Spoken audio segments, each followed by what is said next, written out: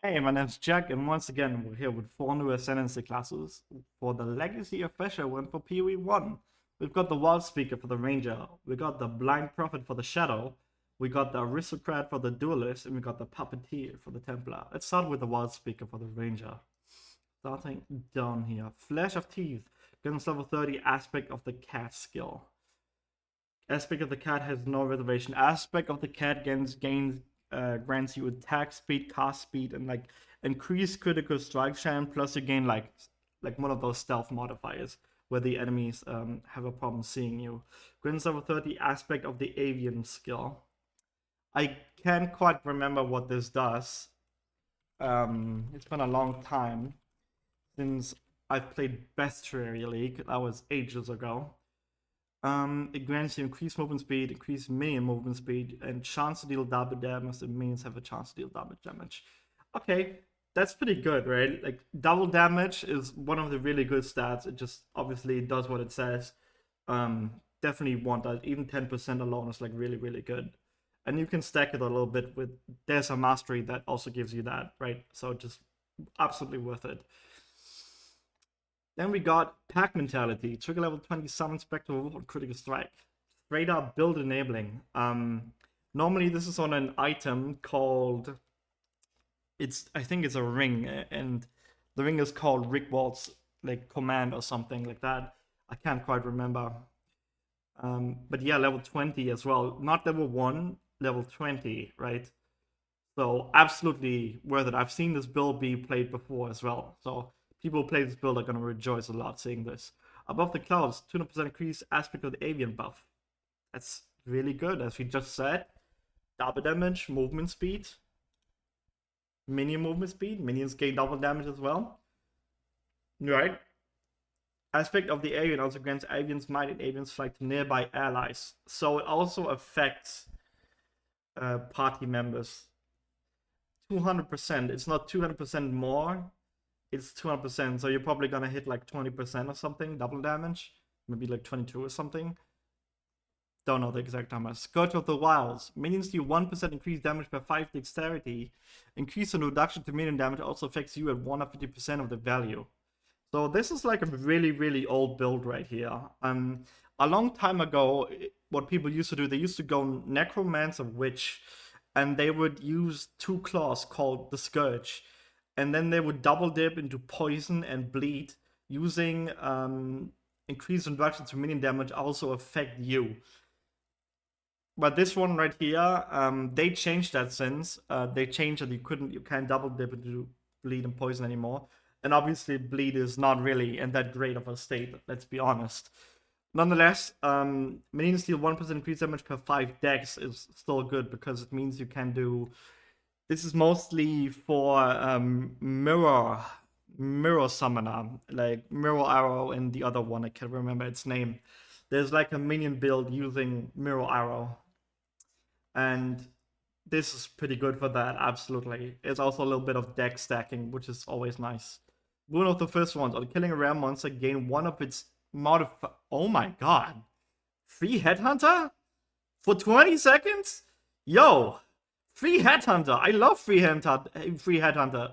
That is so nice! Nearby enemy is killed by anyone, is being killed by you instead. That is some hardcore trolling party play right there. You join some random like clear groups, and you're like, the people wonder, why is my headhunter not working? Hilarious, absolutely hilarious. Yeah, free headhunter. Like, what else do you need to say? Like, this is broken. It's always been broken. That's why it's so fun. I kind of want to play this now. I just want to take this entire ascendancy just for this one ascendancy node. Great Wolf's Call. You and nearby party members share power, frenzy, and endurance charge with each other. You and nearby others have Tailwind. Okay, some party play stuff. Tailwind is really good. Gives you movement speed, gives you action speed. Fearful Symmetry. Gain up to your maximum number of frenzy and power charges when you gain cat stealth. +1 to maximum frenzy, +1 to maximum power. When you have a lot of charge generation, I don't think this really matters, because like frenzy charges you can generate on hit and power charges as well, right? You're always gonna be at max charges anyway. Like the plus maximum charges is good, nonetheless, but this is kind of meh. Primal Instinct, minus 50% to amount of suppressed spell damage prevented.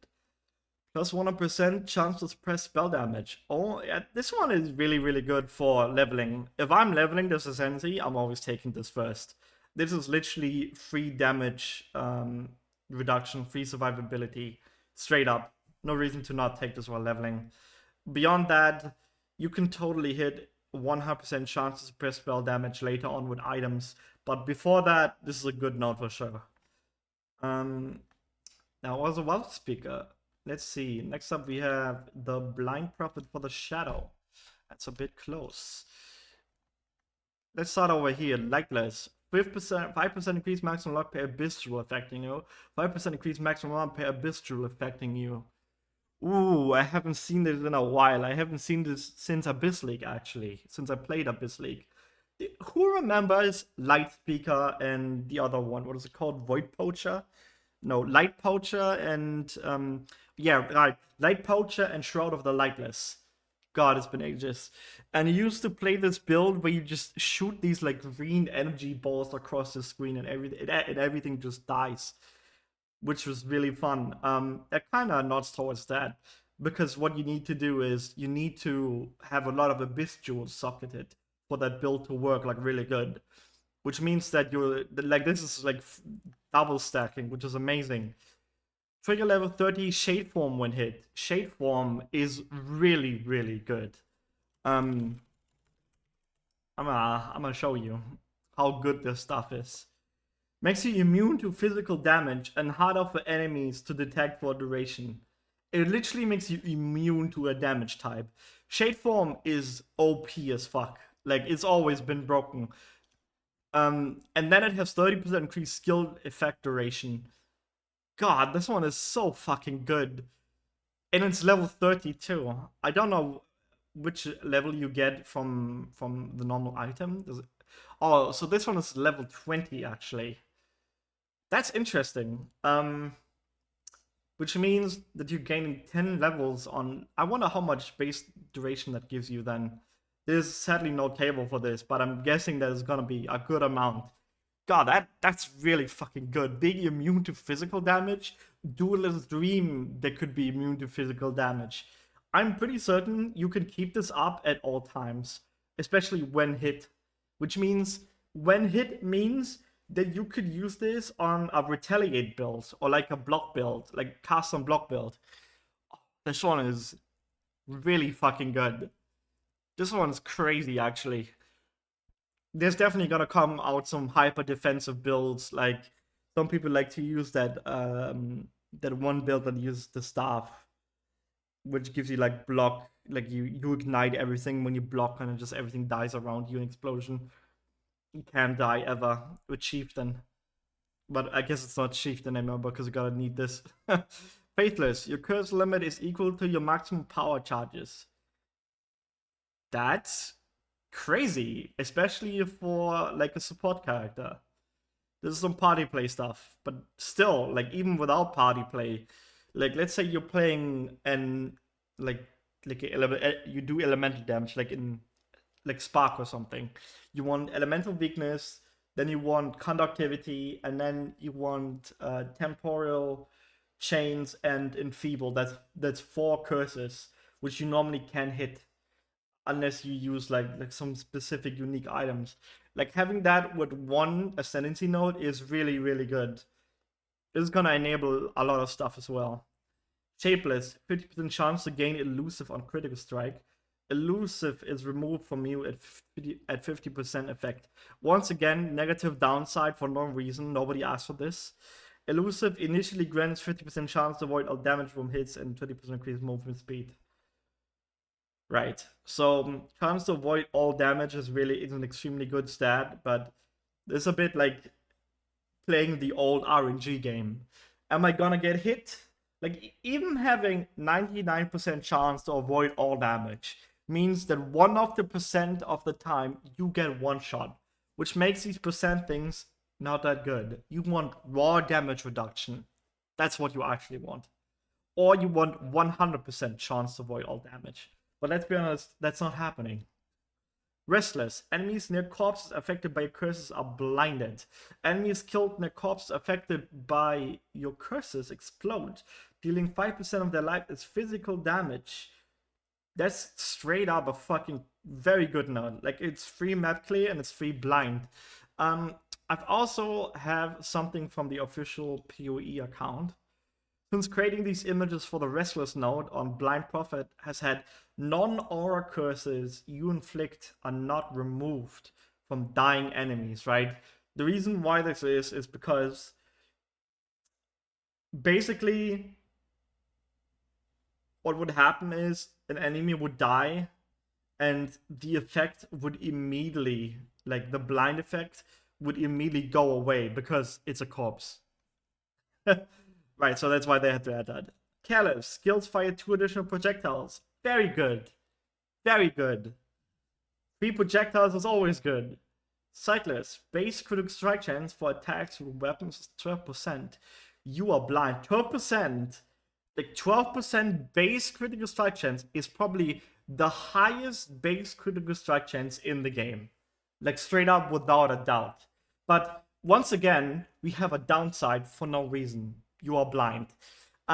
There are some items which make you immune to blind. There's specifically there's an amulet which makes you like immune to blind. So this is kind of solvable. But 12% is crazy. Like you can hit 100% critical strike chance with that so fucking easy. That's crazy. This is higher than pretty much any weapon in the game. Directionless. Projectiles have 30% chance to return to you. Projectiles are fired in random directions. Wow. As somebody who played Splitting Seal to level 100, this is normally on an item that costs like 40, 50 divines. That's an extremely good Ascendancy node, and it makes me want to play this Ascendancy.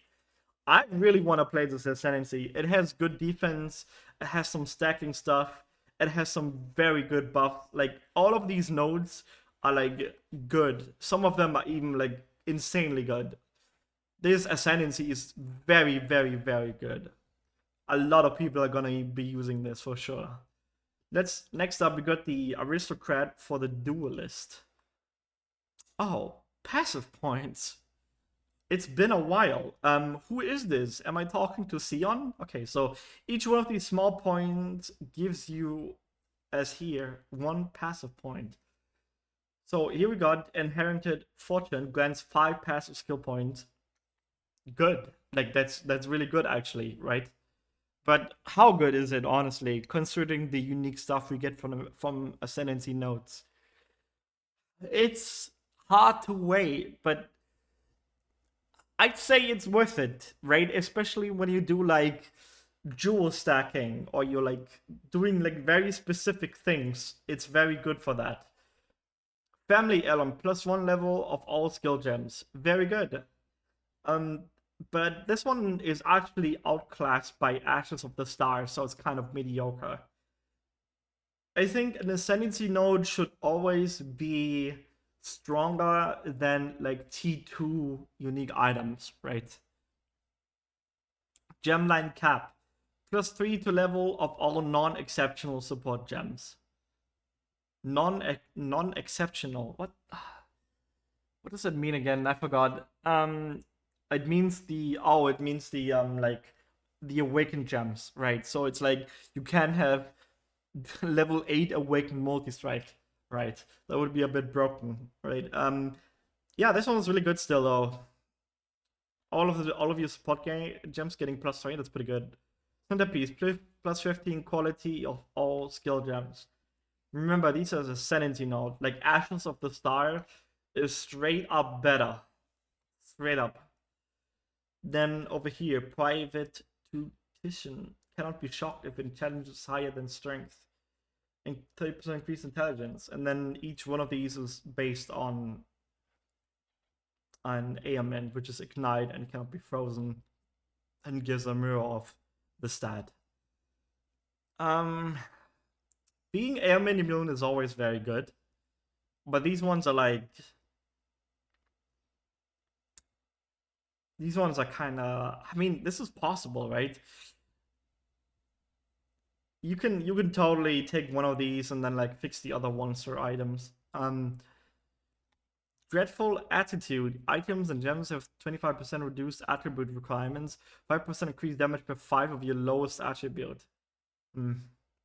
Eh, this Ascendancy is really underwhelming. Honestly, like I was hoping, like in Path of Exile 2 we have Gemling Legionnaire. Okay, if I would take this Ascendancy and I would compare it to Gemling Legionnaire in Path of Exile 2, Gemling Legionnaire is like 10 times better. This isn't even close to being good. Disappointing. Next up, the Puppeteer for the Templar. Starting at the Hexbearer, we got you can apply an additional curse. Hex is transferred to all enemies within 3 meters when hexed enemies dies. That's very good. That's very good. This might actually be build enabling because of Hex Blast, right? Hex Blast does more damage when you like you need to cast it on a enemy that has an hex. So when you do this, you could make it so that you, but then again, you would have to cast a hex, and you never want to do that, right? Yeah, kind of. I mean, the additional curse is always good. Other than that, I don't know. I don't know. It's not that great. Nearby enemies, monsters have at least 20% of life reserved. Okay, so this was already in the game. It came with one of the more recent patches with a helmet. And we asked ourselves when we saw this helmet, does this stack when you have multiple players in the party? And the answer is no.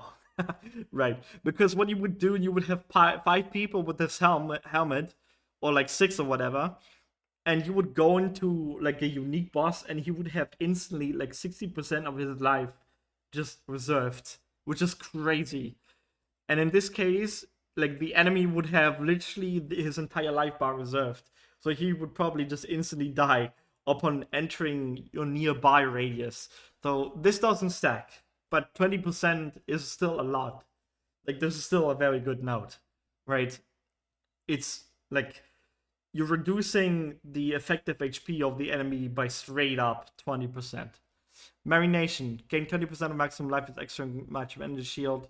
Minions gain 20% maximum life as extra maximum energy shield. Also, okay. So this works on you and your minions. 20%. How high can you go as an energy shield stacked together with life? Because it means that you're also getting a life, right? It means you have to have a high amount of life to get. But the thing is, energy shield stacks way higher than life. So this node is kind of mediocre, honestly. Feeding Frenzy. Minions based on the critical strike chance is equal to the critical strike chance of your main hand weapon. Minions are aggressive. Minions are aggressive is nice and fix the AI a bit. Minion AI is very stupid. And the base critical strike chance is pretty good as well, but it's kind of one of the things where you have to test around a bit. So kind of question mark. Rotting Might. Half of your strength is added to your minions. 25% increased strength. Okay, so this one is specifically aimed at zombie mancers, or better said, zombie builds using the Baron helmet, because you need a lot of strength for that helmet. So this one gives you a lot of like minion life and damage. Graveyard Shift. For each nearby corpse, 1% increased movement speed. Raised zombies does not require a corpse. Your raised zombies count as corpses. Okay, so this enables a very rare version of a zombie mancer build, which uses detonate dead to detonate his zombies. The way that this works is there's actually a glove that's called like Akuna's Will or something, and it got added with the Val Temple. And you can use your raised zombies as corpses, which means you can detonate them, and you detonate dead damages based on minion life, which means that your damage scales with minion life actually, right? I played this build and I tried it out. It's actually the damage this build can reach is very high. Very good note. Build enabling. Putrid Conscription. Your minions with caustic ground and they deal like 30% of their maximum life is chaos damage. 30% is like a lot. and this helps with clear too, and it probably stays for quite a while. And you can reach very high numbers of minion life, so this one is pretty good. Flesh puppets, +4 to the level of all raised zombie gems, 25% increase zombie size. 3 levels on minions. Minions always want levels. It makes them better in every way. Levels is the one thing that makes minions like better, pretty much. You want as much minion levels as you possibly can get. Marionettes. Weapons you animate create an additional copy. Animated guardians deal 25% increased damage per animated weapon. Animated minions melee attack deals splash damage to surrounding targets. Defenses of items attached to animated guardian also apply to animated weapons. Wow, it's been a long time since I've seen some animated weapon, animated guardian things. This one is like straight up very good, especially weapons you animate create an additional copy. That is very good. It makes it easier to hit your cap on animated weapons.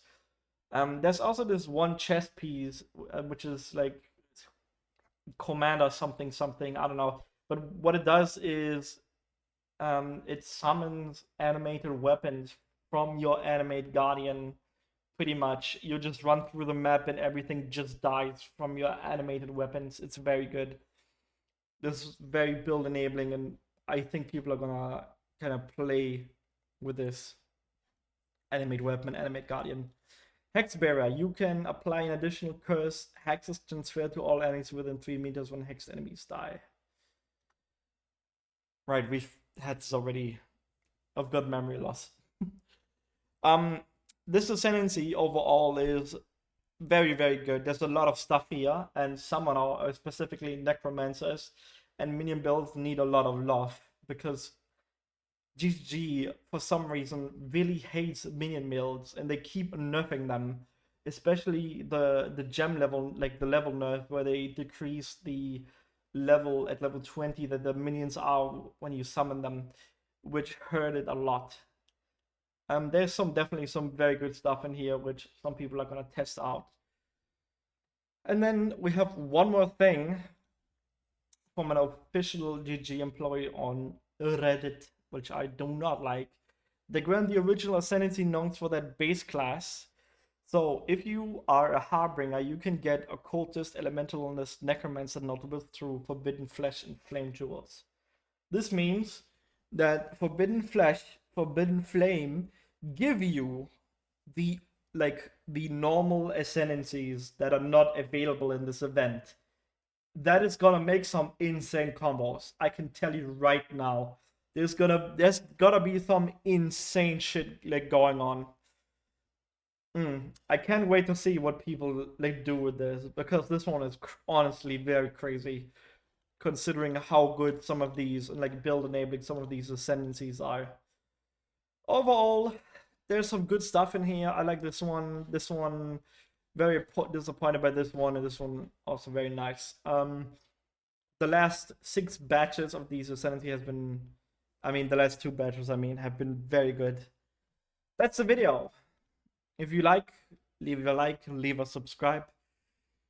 See you around.